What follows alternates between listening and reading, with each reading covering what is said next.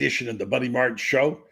Glad to be with you. What a great week it is. It's college football time. I'm looking at my TV. I'm seeing college football. I'm good. Been watching it today. We watched South Florida roll over Boise. And now I've got the Central Arkansas, Missouri game on. Why I don't know. It's football. There you go. That's what it is. So, been a good day here. Looking forward to the show tonight with you. Looking forward to having my guests on. We're going to make you some money tonight, I hope, because we're going to actually make our picks. I've got my panel of 4 experts tonight. They're going to come out and give me their best bet for the weekend, all right? Pick your poison. Lots of games to choose from. I don't have the lines in front of me, but you kind of know what they are. And you want to join in, you can throw yours in too. Glad to have you do that here. This is an interactive program, and one day soon, hopefully, we'll even have phone calls. Got some great news to tell you about a little bit later, especially you folks up here in the Panhandle, and we're excited about our future. So on the program tonight, we got our experts, Franz Beard. Big night for Franz this week. He was to Golden Ocala. Got a chance to visit with the coach of the Florida Gators, and we will talk about that particular venture along with some of our other friends. And we're going to have our friend Ben Troupe, the big shot, on tonight. Ben Troupe, 84 Reasons. He always brings it. Loren Meadows is making his way back from Tampa. He'll join us with his pick, Coach Meadows. And somewhere out there is Rob Browne. He's always traveling out of Memphis, but he's around someplace. He will join us on the new program tomorrow. So lots of good fun here. I see your Franz Beards aboard, so we will go ahead and start the program tonight and say thanks for listening. Thanks for watching. Tell your friends and neighbors the Buddy Martin Show is now on the air. Yes, it's time again for Buddy Martin. Call him up and tell him what you're thinking. But be kind because he's doing the best he can. Better, stronger, faster.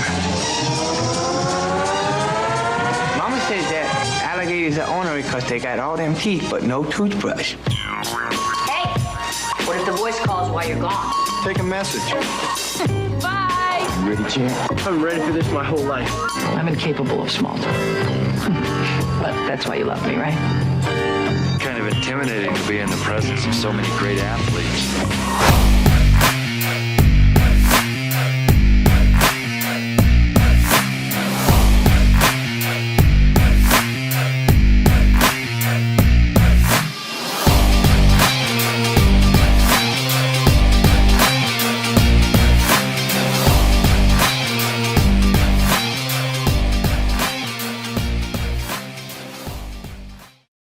Good evening and welcome to the program. I'm Buddy Martin. The program is called The Buddy Martin Show. We're glad to be back with you tonight. Tomorrow we start a new chapter we want to tell you about a little later. But this guy right here is hot as a pistol right now. He is a happy guy. He's got Gator football starting and he's got basketball to talk about. And last night he was among the royalty. I don't know how much you can talk about it, Franz Beard, but it was quite a night. I've got pictures and evidence to show you were playing the big shot last night. No, I'm just an old cowhand for the Rio Grande, buddy. I'm just the guy that runs and grabs hold of the caboose as it goes roaring by. I hear you. It was kind of really like this guy right here. I've heard. Oh, wait a minute. Oh, that's that. There he is right there. Who's that with you there, buddy? Huh? Yeah, who's that? That's Who's that? Todd Golden. Ain't no cowhand there, I can tell you what. And that was last night. And you were very happy because you got to have a great evening and got a chance to get your book promoted. So tell us about the evening. We'll start with that. But it is football. We got to say it's football season. And you got to give me a can't miss pick tonight for somebody to make some money. All right? Is that a deal? You do that? All right, we can do that. All right, talk about last night, and let's Golden Ocala and Todd's perfect. Golden Ocala, Todd Golden. What do you say?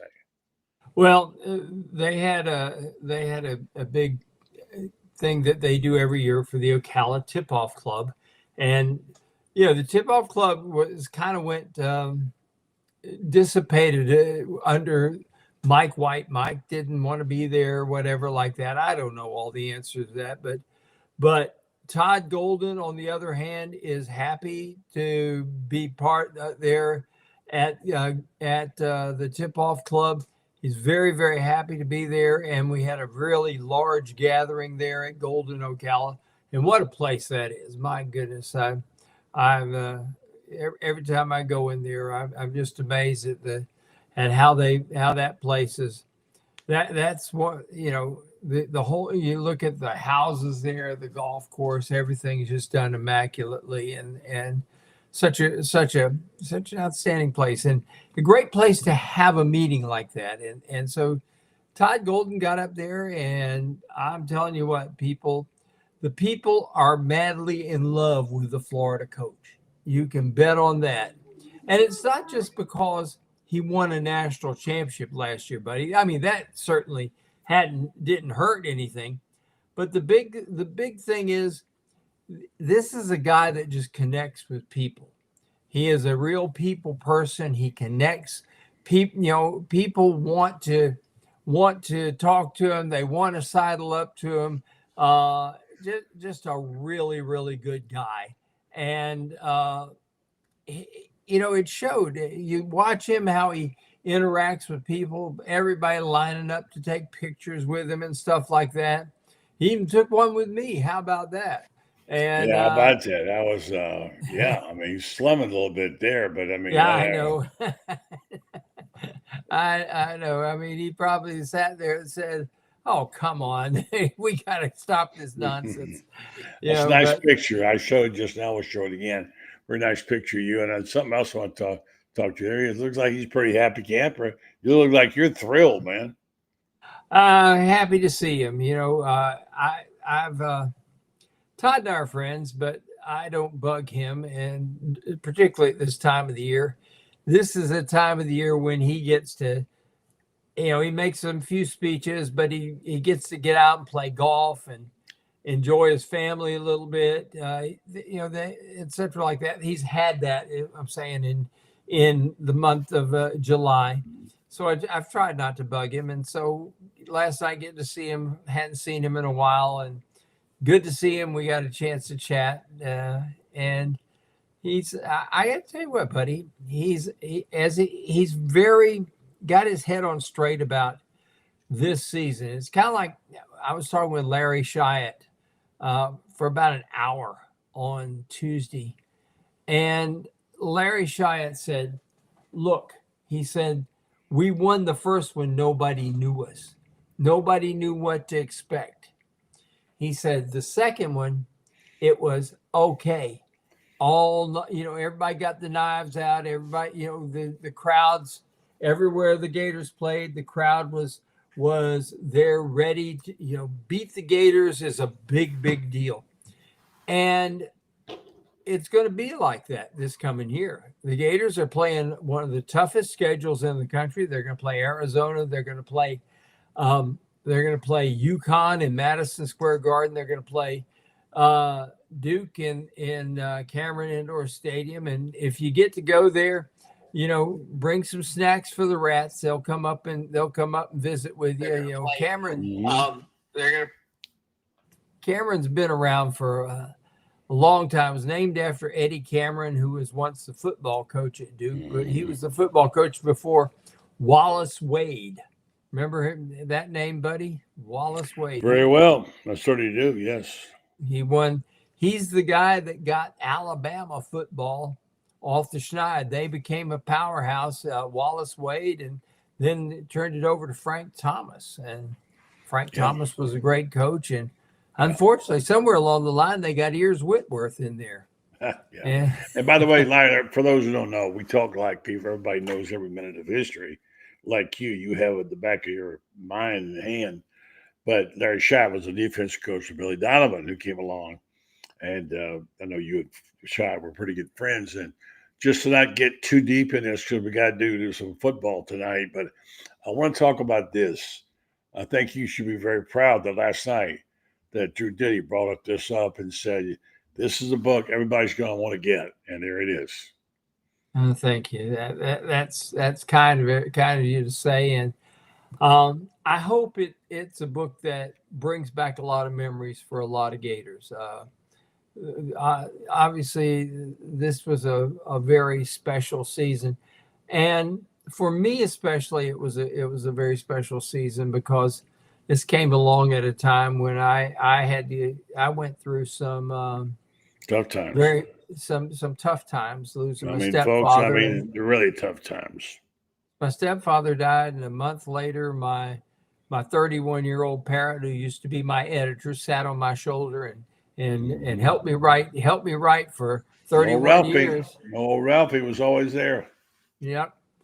And she passed away, the day after Christmas. So, enduring that and going through it all, basketball was kind of like a lifeline for me. Got your attention off all your woes that you had. Not all, but help you distract you from them somewhat. Well, it was something to grab onto, something to look forward to, something that got me, as you pointed out, just thinking about something else. And looking, every time there was a ball game, I was really, really looking forward to that next one. And the game, as soon as the one game was over, I'm looking forward to the next one. The drive up to Gainesville was good, and the drive back after a win was even better. And that's the beauty of sports. That's the beauty of sports. It really can get your mind off your woe. We've all been through there. We've all had them. And they're extruding. Nothing can get your mind. You're thinking about your loved one or your pet or whatever. And sports does it great. And it was kind of a shock to our systems this year. And we should tell people this book is not on the market yet. It's on the way to the printer. It will be available. I'm going to wait and see for sure because I got to talk to Carlton Reese, the very fine editor who's put this together. And I know we're going to have them. And we're going to order enough of them to make sure there are plenty of books. And then we're going to put them out and market them, and we're going to start. I think we'll have books in October late. I know we're going to have them we're pre-ordering in October. We're going to go back to the next Alligator Club meeting, and when Todd's going to be there, and they've offered us a chance to come and tell people they want to pre-order the book, they can. They're going to discount it. And then we're going to have a big weekend, the weekend of the Tennessee game, where they're giving away all these rings for championships. Yeah. We're going to have you setting up there, and you're going to have to get your hand propped up because you'll be signing a bunch of books. Well, Jeffrey was there last night, and I got to tell you, folks, what Jeffrey Meldon's done is just extraordinary. He's given away replica rings of the national championship ring. It's not the national championship ring, but it is a quality replica that I'll tell you what, it's going to be one of these things where you're going to want to be there at that ball game, and you want to somehow get a hold of one. And Jeffrey's giving them away. Jeffrey and I first 10,000 people come to the Merrimack game. Yeah. Who ever thought the Merrimack game would amount to anything, right? Exactly. Well, let me tell you something. Let me tell folks who don't know about Jeffrey. There is, you want to talk about somebody who bleeds orange and blue. I mean, literally, you cut his right arm and the blood's blue. You cut his left arm and the blood's orange. All right, so I'm going to start running the clock now because this is on his commercial. You're doing it. Go ahead. But he supports everything Florida. He will be one of the first ones to tell you that the University of Florida has done far more for him than he will ever do for the University of Florida. And you just watch him interact with people. My gosh, he might be all of 5'5" or 5'6". Mm-hmm. He's a little munchkin walking around, but always with a big grin. And buddy, one of the things I know about Jeffrey is this: you call him up and you got a problem. The first thing he doesn't ask you first thing, well, how much money you got or whatever like that. He sits there and listens to people. And I've talked to enough people who've dealt with him, and they say nobody listens better than Jeffrey Meldon. And that's the kind of guy, and I think that shows in the way he treats, he reacts to the University of Florida. So I'm a walking commercial for Jeffrey Meldon, but I think the world of the guy. We'll just go ahead and say Jeffrey Meldon Law, 4 locations to serve the Ocala games in Wilson Lake City. Now actually more because they got a South Florida office. They've gone from 12 to 50 people, growing. And there's a reason, because he's trustworthy. And if you like doing business with fellow Gators, you won't find it better than Jeffrey Meldon. Meldon Law, they want back down. Now, Franz, spot the ball, okay? All right. Spot the ball. There it is. Spot it. Well, that's Jake Slaughter spotting the ball, okay? This is probably the worst football team coming to Gainesville this weekend since Charleston Southern came, and we remember that game. It was like maybe Duquesne with the Northeast. 69-0 was the Charleston Southern game, and that was that was brutal. And this one's going to be brutal. They had another opponent, and the opponent backed out of the contract, paid Florida off for the contract, and the Gators had to have a game, and so they ended up getting Long Island. And it's good for Long Island. I mean, I think I know everybody talks about how, what a terrible opponent. But, think about these kids from Long Island. They don't have the guys that are going to be playing in the pros, but they're going to have guys that'll be talking for years about, I ran out there in the swamp and there were 90,000 people. And they'll be talking about the end of the third quarter hearing 90,000 people sing, "We Won't Back Down," And let me throw something in, buddy. Okay. People used to be in games like this. We used to see midway through the third quarter, people leaving the game. Since they started playing "I Won't Back Down," people stay. And once they stay to the third quarter, more of them tend to stay in the fourth quarter. We've seen that. And I think what a rallying point that song has become for Gator fans everywhere. And I'm excited. I'm as excited about anything. I'm going to get to see him run out of the tunnel again. And Lord have mercy, when we first started out, there was no tunnel. Back when they used to come in from the southeast corner of the end zone. They just come out that way. And then they ended up, I think it was Charlie Pell that got the tunnel built. And they started coming out of a tunnel. Well, I think didn't both teams come out of the same place back then? I think they did. Back before then, both teams came out the same way. Mm-hmm. And it was Charlie Pell, because Charlie Pell got the south end zone built. Mm-hmm. And that's when they first had the tunnel. That's when Jim Finch starts his call. Here come the Gators. And where did he work? WGGG. Yeah. Jim Finch, we're coming back from O'Galley, Florida. I'm a basketball player at Gainesville High, and he used to call the GHS basketball games. He gets on the microphone. I didn't realize, but he was somebody had said he was a vaudeville singer back in his day.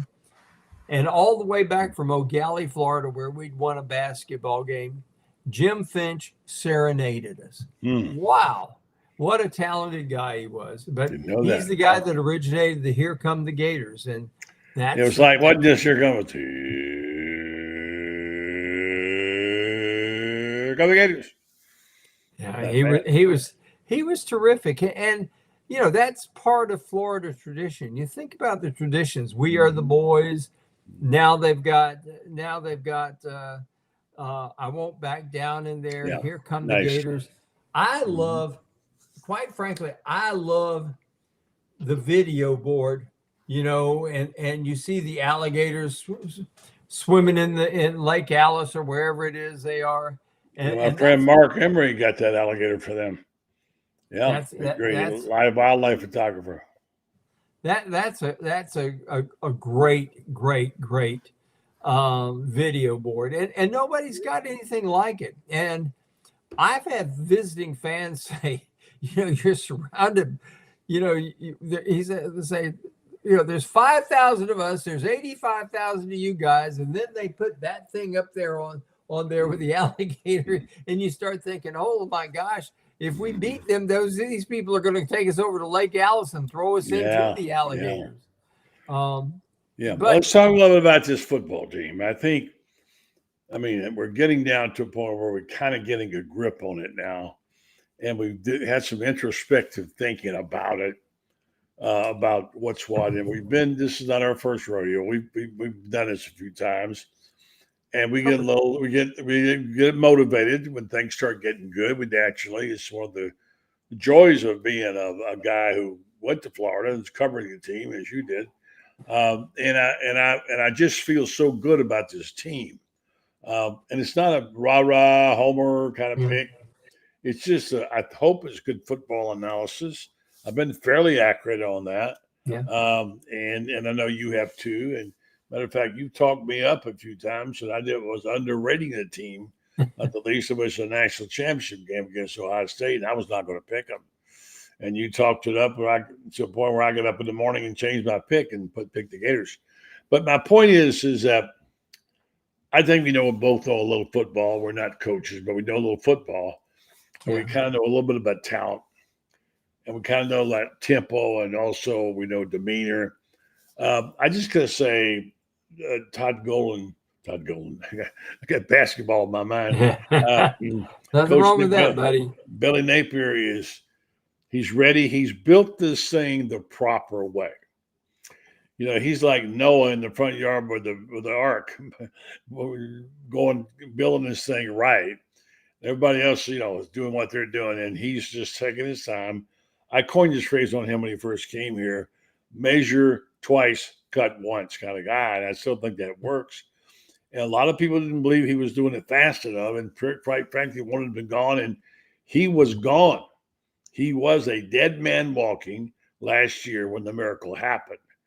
And so we realized maybe he knew what he was talking about a little bit, At the least he had a terrific quarterback, and don't forget he recruited him and picked him. So I got to give Billy full credit. Now, has he won it yet? No. Does he deserve an extension? No. I think this will be the proving ground year for him because, honestly, I said this last night. In the Gator Hotel, there's not a bad room. Every room on that football, I kind of hate that term room. That's where we're down to. If you want to talk rooms, you pick one, and we can talk about it. And I think when you get through, you'll say, 8.5, 9 and on, their talent level is up. The coaching staff is stable, as you pointed out in your column now. Their defensive coordinator is back another year. They've done this. They got the players. This is the time. Now, well, what will happen to the schedule? I don't know. I saw it tonight. I don't know if you watched the football game, but South Florida did not look good at all in the first half. They just couldn't get their offense going. No. And I was beginning to wonder about them. And of course, Boise was ranked 25th and South Florida was not. But they stuck with their game plan and physically beat up Boise. I think maybe the humidity played a little factor for Boise being from the light air, but nonetheless, they hammered Boise. So this is not going to be an easy game next Saturday night. No, it's not, and yet I think that probably it's what they need. I think they'll beat South Florida, but I think they need a game that G.J. Lagway, for example, is going to have to throw against a pretty good pass rush. I liked what I saw of South Florida rushing the passer. They got a good pressure on the Boise quarterback. And then also the quarterback there, Byron Browne for South Florida. Good runner, very good runner. Has really good escape instincts. Mm-hmm. And I think that we saw some things that are going to be very, very helpful in the next 2 ball games. In the next 3 ball games, for example. You're going to have to be able to get to the quarterback, get him down on the ground. You're going to have to play solid defense, obviously, and you're going to have to force turnovers. South Florida is going to come at the Gators. They've got some people that I thought they looked better than I thought they were going to. I thought they were going to look good. I didn't think they were going to win the game, but I thought they were going to give Boise a good ball game. And Lord have mercy, they played very, very well. And they're better than I thought they were. But it's a good thing, I think, buddy, because before you go to LSU, if you'd played 2 cupcakes in a row, because you're going to be playing an LSU team that I think is going to get hosed by Clemson and is going to have a cupcake game with Southeastern Louisiana next ball game. And I think Florida will have the better advantage by playing its cupcake game first and then playing a tough team instead of the way LSU's got the tough game, easy game, and then the Gators come to town. All right, we've got quite a schedule this week, and I've asked you guys to give me your best picks to make some money. Let's welcome Ben Troupe in the house. 84 Reasons. He's back. Every time I turn on my TV lately, I see him on somebody's show with his hat on and his beads on. There he is. He's much in demand. The former tight end great in the pros and in college. He loves football. And matter of fact, I'm sure you probably peeked at that South Florida game a little bit. If you did, what you're thinking? I was impressed. I mean, I like the fake punt. I mean, I agree with Franz. They got quarterbacks that no defense like, and those are guys that have escapability. But I will say this: give USF a lot of credit. When you talk about the headlines around the state of Florida, it's always going to be Florida, Florida State, and Miami. They play good football in Tampa. They play good football in Orlando. They play good football, FIU. They play good football in Boca Raton.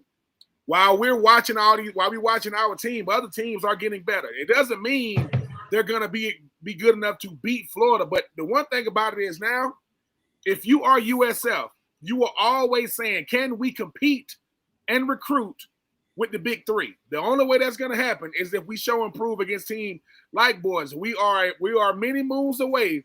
The last time Boise was good, well, they was good last year with Ashton Genty, but the last time they were dominant, he is the head coach of the Saints now. That's how long it's been. Kellen Moore was the last time Boise used to dominate, but I was very, very impressed with USF. I mean, I used to live in Tampa, and they were always talking about, what about us? Why don't we get the same fanfare? Why don't we get the same love? But they look, for one night, they look really, really impressive. And if you are Florida, no, you're not looking down the road to USF, but they will be coming to Florida looking to make a statement. But for one night, Buddy and Franz, they look really, really impressive. All right, so go ahead. Yeah, Franz, I'm sorry. I was impressed. I think that it's a tighten your jocks because here they come game. Yeah. By the way, not to change the subject, I'm going to change the subject a little bit. Give me a game you think you should bet on if you had money to put on it. But I have a question for you. Do you know there are 7 teams that have 4 or more straight winning, have a streak going, okay? I would never have gotten the first 2, but we know one of them is. You guys want to take a shot at who these teams are? There are 8 teams that have a win streak of coming off last year of 4 or more games. How many can you guys get? Probably 1, and that's Florida. Yeah, I know Florida got to be 1. I think they got like 4. They got 4. Like 4. Mm-hmm. I don't know. I mean, I didn't know. I'm not good those streaks. Yeah, I'm not good those streaks. Well, there's 4 other teams with 4. It's Syracuse, Memphis, Ohio State, and TCU. There's 1 with 5. Buffalo has 5. There's 2 with 7. Marshall and Ohio. Really? Yeah, okay. I would never have gotten that in a million years, but just thought it was interesting. All right, so that's a little fact for you there. And let me just say, first of all, I got a question for you, and then I want to mention I'm really happy to announce tonight that the Panhandle Gator Club podcast, which is a bi-monthly show, will be held on Fridays, 9 a.m. We're going to host it from here in the Panhandle with our 2 Robs, Rob Dotson and Rob Browne, brought to you by Rocket Lanes of Panama City Beach. Great people over there. Met them today. And we're going to be doing some talking about Alabama, about Auburn, because as you know, in the Panhandle, friends, they like other football. And maybe that's school, Alabama. Yeah, and I even mentioned that school in Tallahassee occasionally. So this brought to you by the Panhandle Gator Club. Thank you to all those people for that. It's going to be exciting. and we're glad to have it on Friday mornings. Now, having said that, Big Des. I liked Big Des. I know my partner Mondays and whatever. Franz never bought. I mean, not Franz. Shane never bought in to Big Des. He never thought he's kind of a gimmicky guy, but I liked him. I just thought he was more than a novelty. He was a decent ball player, but now he's eating himself out of the NFL. Okay, they signed him in the drafts in Tampa. Been with Tampa Bay all summer. We all kind of thought he would figure out how to lose that weight, right? We just did. But he couldn't. They wouldn't let him practice. And they wanted him to drop X number of pounds. I don't know how many. Reports different points in the season indicate he was down to 450, 437, and down to 430 to 429. But we're not sure what those were. And so anyway, it would be making the heaviest player ever make a roster in the National Football League. So give me your thoughts about that, Ben, and then Franz. I think the thing about Dez is he was a feel-good story at the University of Florida, obviously, and he made some strides, but the National Football League is not going to change for anybody. It's all about liability. They're thinking about the long haul. They're thinking about his health. They're thinking about future, things that could hurt him. If Dez, number one, it's two things you got to ask. One, can he lose the weight? Two, can he keep it off? Because the thing about it is if somebody, as soon as Big Dez finishes the season, somebody's supposed to tell him how many times in the draft do a guy come in 10, 15 pounds lighter? Because he got to run. With Dez, if Dez lost 60 pounds, he'll still be 370, 380, right? That's still way too big in the National Football League. I will say this. A team gave him a shot. Regardless of what happened, they gave him a shot. Yeah. You know how many players that were in shape, had great tape, and never made it to camp? It is tons of players don't get called to camp. So I think the thing about give the Bucs this much credit. His phone was not ringing off the hook after the draft was over. Somebody gave him an opportunity. Obviously, Tampa, they right down the road. For Big Dez, he had to ask himself, how serious am I about playing football? Because say what you want about the Glaciers, they gave him a shot. And people going to look at how they treated him when he got there. Man, you a pro now.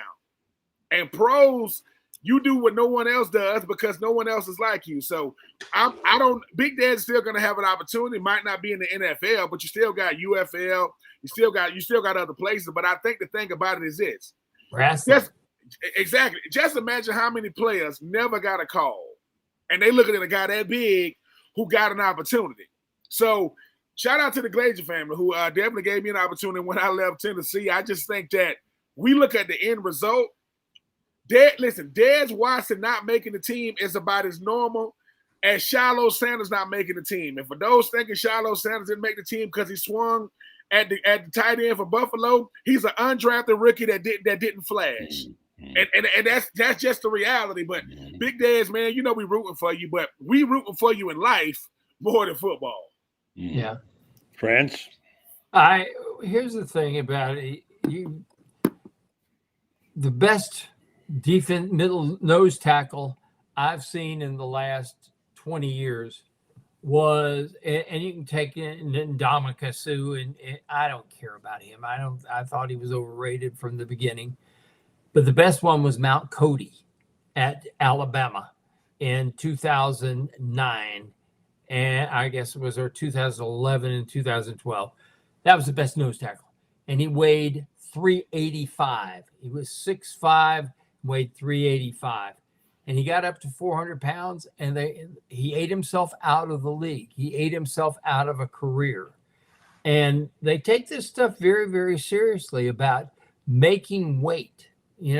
Ben, they weighed you before every ball game for a reason. I think they probably weighed you before every practice before you went out. I know some NFL teams do, but I know they weigh you before every ball game, and they do that for a reason. We've had, two NFL guys that died on the field before. The last one, I think, was a guy with the Detroit Lions back in the 70s. And he had a heart attack, died right there on the field. They take this stuff very seriously. They take the image part of it, which that's part of the whole deal.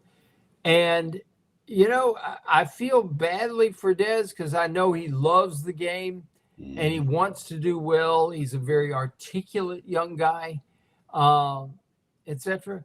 But at some point in time, he's either got to lose the weight or he's going to, or else he's going to have to find a new profession. Like, Andre the Giant, hey, weighs almost 600 pounds in his day. Haystack Calhoun, wrestling weights. Listen, you break up with those names. All right, here's the deal now.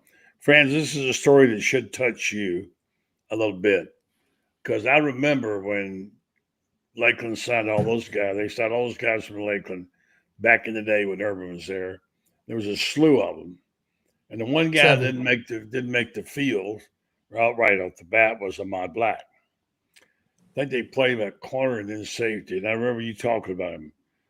Why never playing him? He's a better player than that, and you were the only person you were squawking away. And they finally got on the field. He did become a good player, and he was a interception artist, a good tackler. And now this weekend he comes back, and he's going to be honored. He'll be Mr. Two Bits, and he's a seventh player, I think, to get that opportunity. Percy Harvin, Brandon Spikes, Major Wright among them. And so he's going to be the Mr. Two Bits. He says, it's really cool. And Ahmad's 36 now. Anytime you get to go to the swamp again, it's an amazing opportunity. Things people deal with on a daily basis get forgotten when you get to cheer for your team. Well, we just talked about a lot of Go Friends. It's just great to be around the fans who have grown to love and support you at Florida. So Ahmad Black's going to be there. And I know that he'll have a lot of memories, and a lot of people will have memories. And fans, you should have some because you're one of his biggest athletes. Well, I kept bugging coaches. I kept bugging Greg Madison's ear and saying he's not a corner. He'll never play corner. I said, but play him at safety, and you'll see something. And they moved him to safety in the spring after a freshman year that was disastrous for him. And I think if they hadn't moved him to safety, he might have transferred out. But they moved him to safety.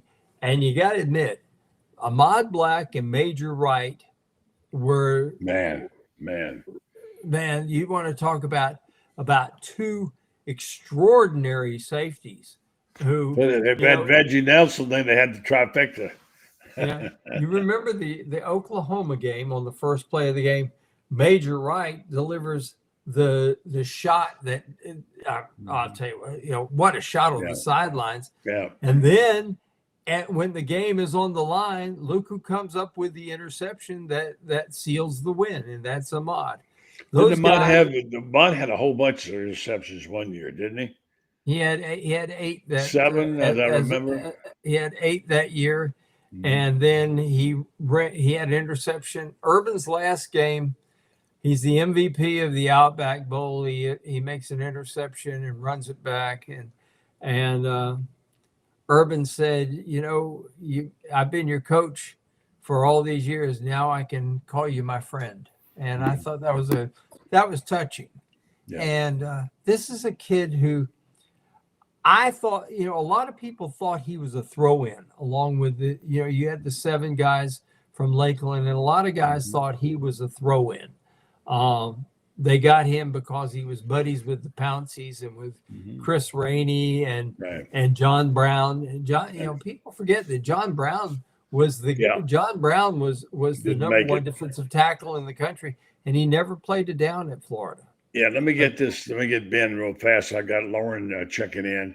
Your thoughts on Ahmad? Anything you want to say about that, Ben? Well, number one, I'm happy for him being Mr. Two Bits, but I mean, you can give Urban Meyer just as much credit for putting Ahmad at safety like he did for Percy. As far as because what happens is that's what college is about. It's a fight. Where does he fit? Not what he can play. when Ahmad Black ran out for every game, people's like, there is no way that is a starting safety for Florida. I say, snap the ball and watch what happens. Like, pound for pound, Ahmad gave you every inch, every ounce of him. And when it's all said and done, if you from Lakeland, if I recruit in the state of Florida, if I'm a recruiter, where you go, man? I just go to Lakeland and just camp out.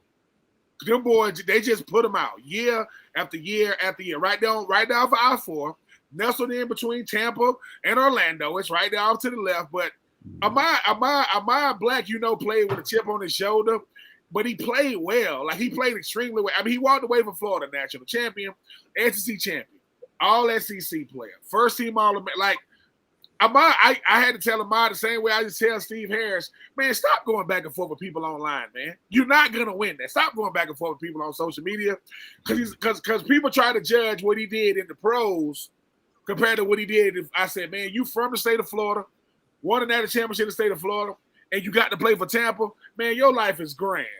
All that other stuff you let the people get under your I mean, I'm not going to give it away, but, man, I'm sitting there talking to Lito Shepherd, and he's telling me what he didn't do. I said, Lito, no.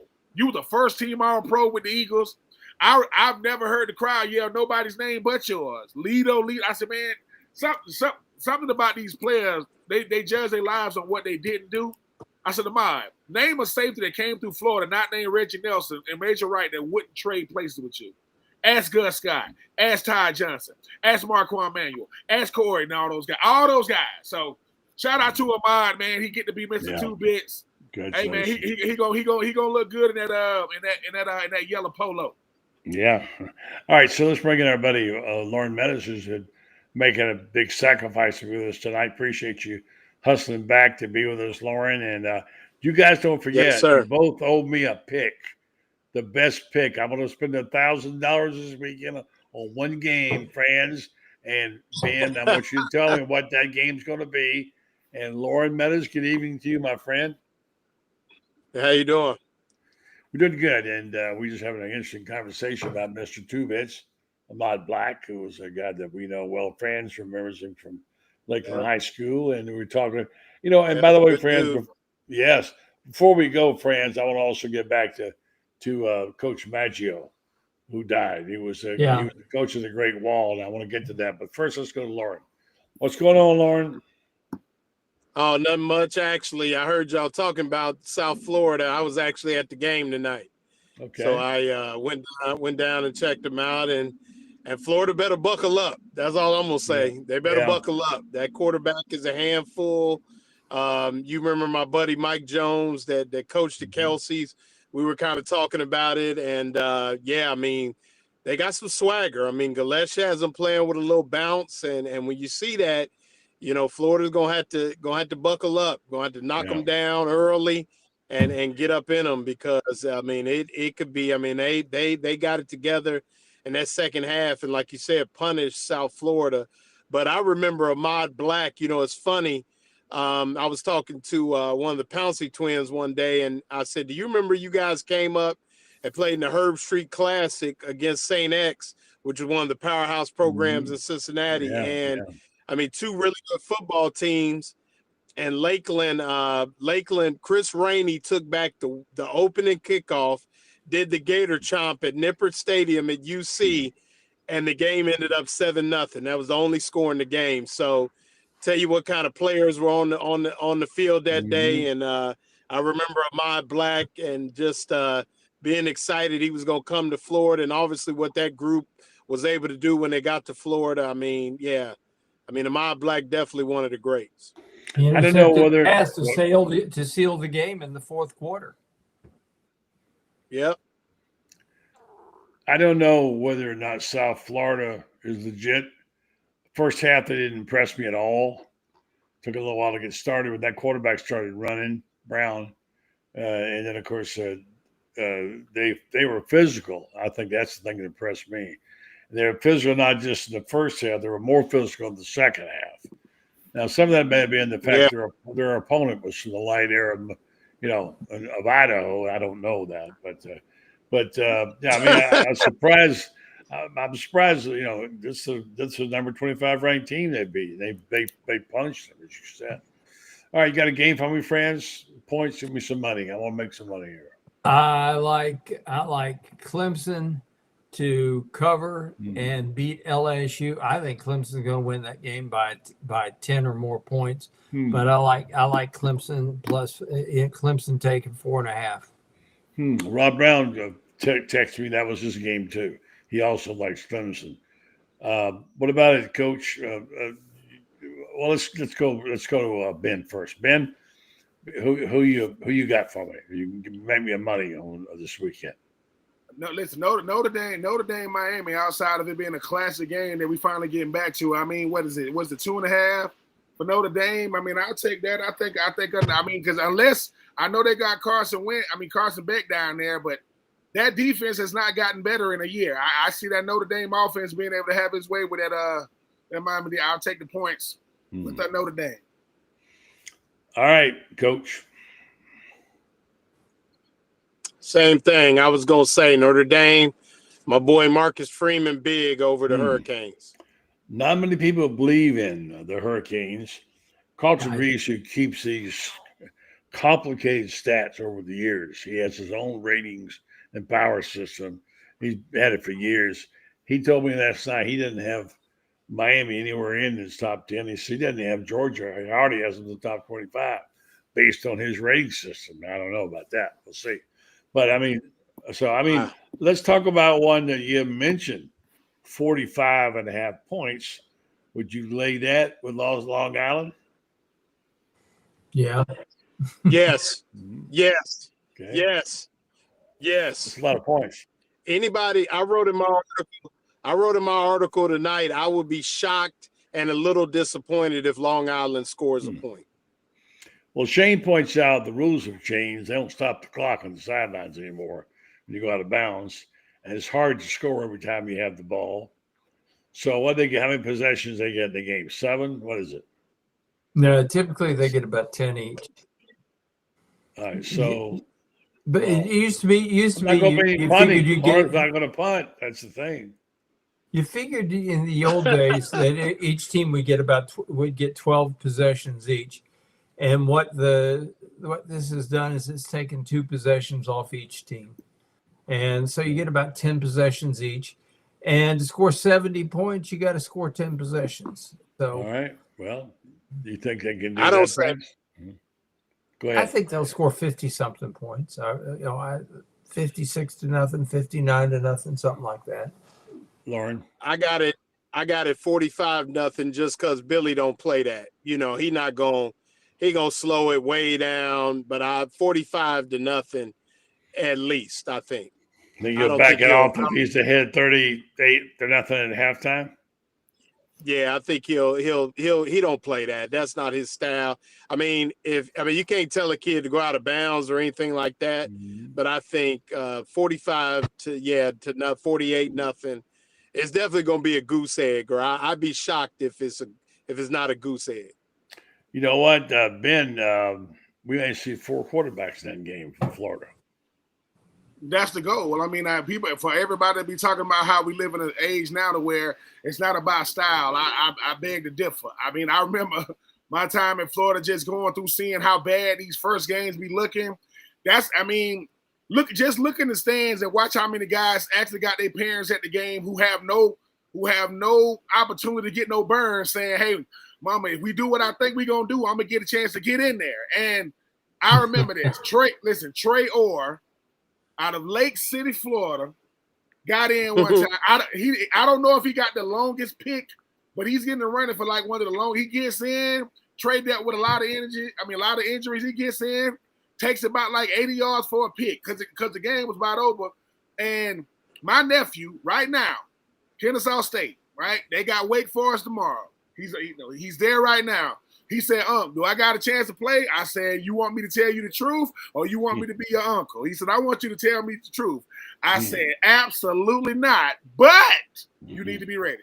I'm not saying you're going to get in, but if you do get in, hey, man, just be ready. I said, are you starting on special teams? He said, no. I said, do you know your plays? He says, yes. I said, well, you'll get the best seat in the house right there next to the running backs coach. Yeah. We talk about offensive lines. Franz, you're the one who bore witness to this. You saw it play at the Great Wall they had back in the mid 80s when they won their mythical national championship. The guy who coached them, I did not know. They call him Philip. They call him James. I don't know. They call him Phil, I guess. Phil. Maggio. And he was passed away last week. And thanks to our friends from Bill Feinberg, he sent us a note about it. He was graduate of Tampa Jefferson, 1962. Standout lineman from the University of Florida from 64 to 66. I don't remember. I guess he played with Spurrier. I don't remember him. Yes, he did. And he got his anyway. So he taught and coached at Hillsborough High School and had a great impact at Plant, by the way, Hillsborough County High School. And he was the defensive coordinator, and he helped the Panthers go to 66-14-1. Then he came to Florida, and he helped coach the Great Wall. Talk about that, Franz. The best offensive line in the history of the Southeastern Conference, bar none. Phil Bromley at center, Jeff Zimmerman and Billy Henson at the guards, Crawford, Kerr, and Lomas Browne at the tackles. Scott Trimble, kind of the swing guy that rotated in, played the tackles and the guards. Those six guys and Florida's offensive line just pulverized people. And what was amazing was they're all big guys for their time. Zimmerman was like 314, biggest guy we'd ever had. Lomas weighed about 280, 285. Crawford Kerr weighed, I think, 290. Billy Henson weighed 275. But then in the middle is Phil Bromley, barely 250. But the guy was an absolute was this genius. I mean, he'd get there, and you want to talk about a guy who could read defenses. He could read it. They never got confused, and they just ground people to a pulp. And they get this big lead, and it was amazing. They were so good running the ball that everybody had to play them 8 in the box. And then you look on the outside. All these receivers, Ricky Mantil, Ray McDonald, Frankie Neal, Gary Roll, and a couple others. They all played in the NFL. You got all these NFL wide receivers, and Kerwin Bell only threw the ball 17 times a ball game. And you go back there like that, like to Ricky Mantil, 96 yards in the Georgia game. Oh gosh, I love that play. Right after they make that play, because they had this tremendous goal line stand in Georgia, they're up 17-0 at the halftime, and Georgia comes down the field, and all the Georgia people are so excited. Florida makes a great goal line stand, and then on first down, it's Kerwin Bell drops into the end zone, launches it, and Ricky Mantil just blew by everybody. And I'll never forget, all the Georgia people started emptying. They knew it was over then.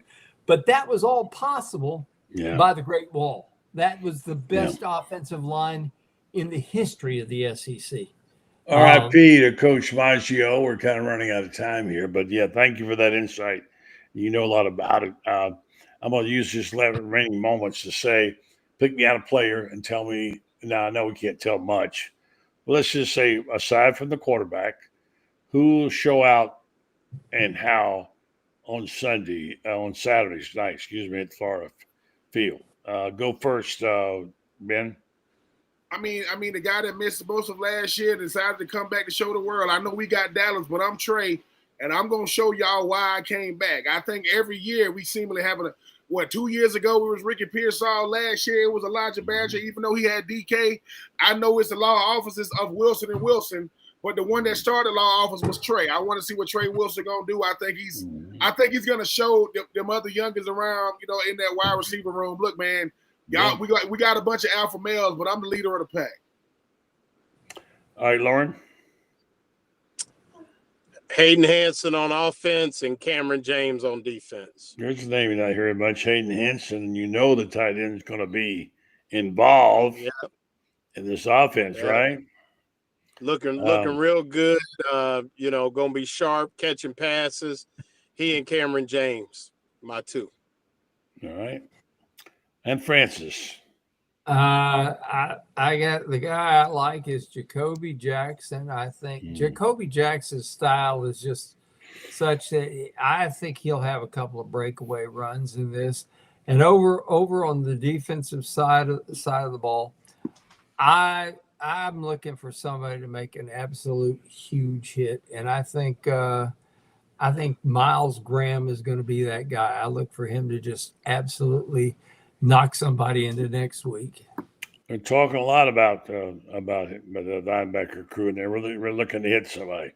Guys, another good show. Appreciate you and thoughts. It's football's here, and just turning the TV on and being able to see it is great, isn't it? Yes, sir. Beautiful thing. Beautiful thing. Beautiful thing. Beautiful thing. All right, guys. Thanks for a good job. Appreciate you hustling back, Loren, to be with us. Yes, sir.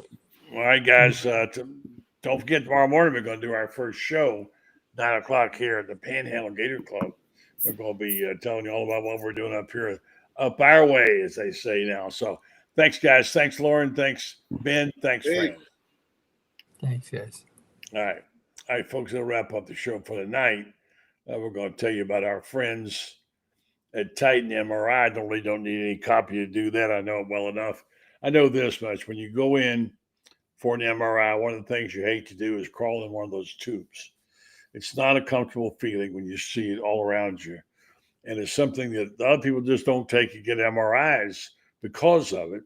Well, Titan MRI and Imaging has spoken to that, and they've got the larger tubes and cages for you there. And you can get in there and you can breathe. I have a little claustrophobia and things like that. And I tell you right now, that's a big thing. If you've never had one, I would suggest that you go in there and try it. What they do there is they make the customer experience quite extraordinary for you. Is if you have a job and you just can't get away to have an MRI and your doctor says, you've got to have an MRI, you can call them up and say, I can't come during the day. Can I come at night? Yes, you can. They'll let you make a reservation to have a nighttime appointment at one of the locations they serve you at, several of the stream Gainesville and up around Lake City, and soon to be one in Ocala. And they will make it more manageable for you.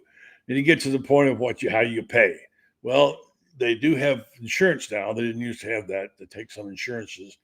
And they also have the ability to put you on their new pay program if you qualify for it, so you can make arrangements to pay however you can pay.